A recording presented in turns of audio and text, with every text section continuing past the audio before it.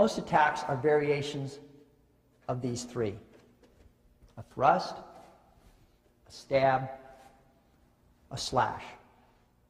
Okay? Most attacks are going to be a variation of that. So this gives you an idea how we're accessing the principles, and it gives us some basic technical format where we can train. Distance is extremely important. I'm not comfortable here. He can reach me too easily without any gross body movements. Back up a little bit. Okay. So I need to pay a great deal of attention to how far away from me he is. So it doesn't matter what the weapon, there's a distance for every weapon. The knife happens to be one, stick would be another.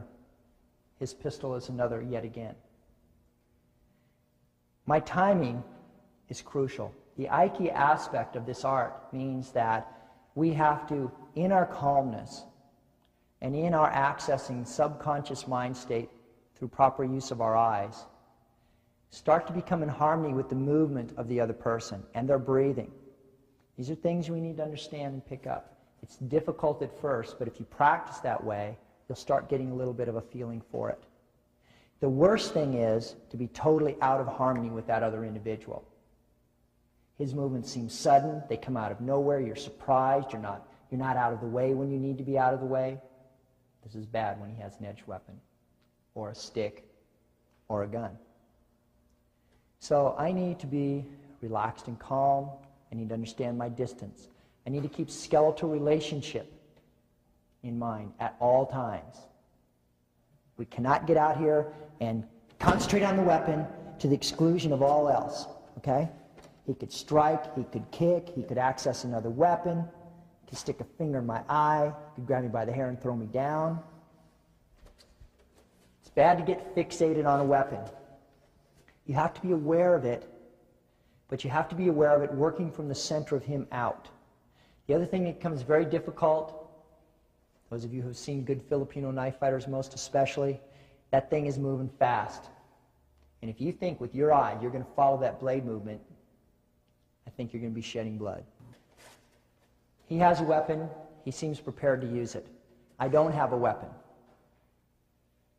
If I'm playing a game like this, and I'm showing a threatening aspect to him, he may be a little more cautious and a little more careful when he comes in. He may not give me a really committed main body cavity attack. I'm not going to get much of a chance at this. If he comes in whittling away at fingers and toes, this could get to be a real difficult situation for me. So I need to strategically give him something. Okay? You have to be willing to give to get here.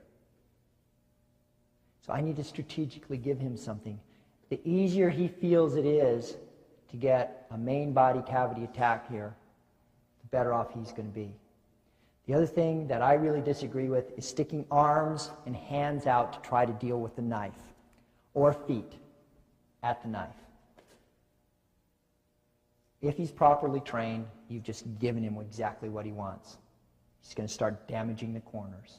He's going to start cutting you up from outside. You can't afford to do that. I need to keep my hands close to my body so that when he does make a committed attack, I have something I can use to counter it. I don't want to be a castle. That means that I'm not going to stand here, even with my hands back, and try to push that knife away from my body, okay, all by itself. One of the things I'm going to do, and we do a lot of displacement, is as he approaches and stabs here, I am going to move my body out of the way. Now, I have to be very careful how I do this.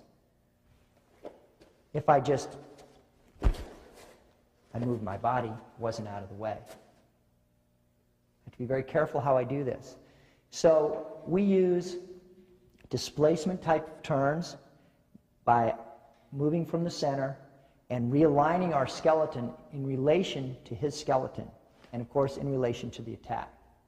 At this point, by releasing my knee, ankle, hip, I'm actually displacing out of the way here. Just got a cut in my gi top, no big deal. I also don't want to move away from the knife.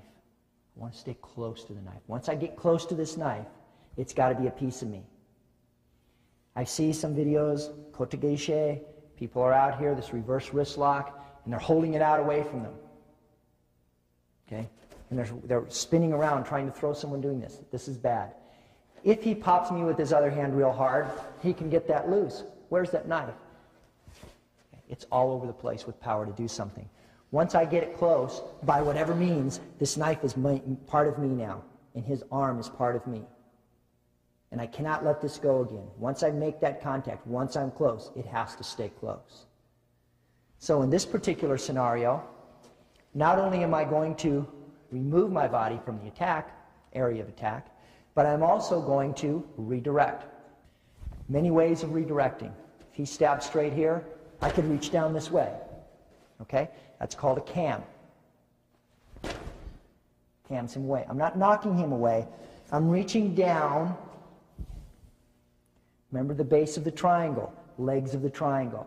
As he's passing down here, he is already moving at an angle. His whole body is moving. The power is generated at an angle. Doesn't matter how much he wants to make it linear, it cannot be. People aren't put together that way. So as he does this, if I blend with that angle, I can redirect that. I can redirect that. This is just one particular way of redirecting. Once I've redirected it, I'm going to come close. I'm going to make him a piece of me, okay? Knock the wind out of him, cause other serious grief here, okay? Timing, of course, is essential here. So if I'm going to take this particular strategy, this paradigm at looking at combat, I need to understand that his timing is the defining timing. His attack timing is the defining timing. The first thing I need to do is be in harmony with his movement, his speed, his position. I can lead that, but only after I'm in timing with it. So as he's attacking here, I need to be in timing with that. A little different situation this time. He's connected to me. The knife is secure at this point in time. He's triangulated. Knife's at his throat. His arm is locked. There's no difference between attack and defense. They are the same thing.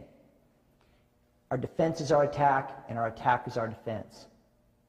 But we tend to, and the basic principles of this art adhere to, having the other person show their hand first, having them attack first, being a counter-puncher. This doesn't mean that you can be defensive. You can't take on a defensive. If you're defensive in a lethal force engagement, the chances of you surviving it are slim. So, in my defense is also my attack. Okay?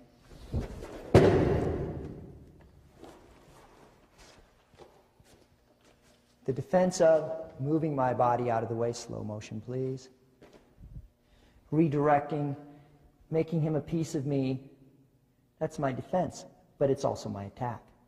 They become the same thing. If I don't choose to throw him, if there's another situation here, I can use a knife against him. Okay? I can remove it from his grasp. I can place him down. Cut his throat.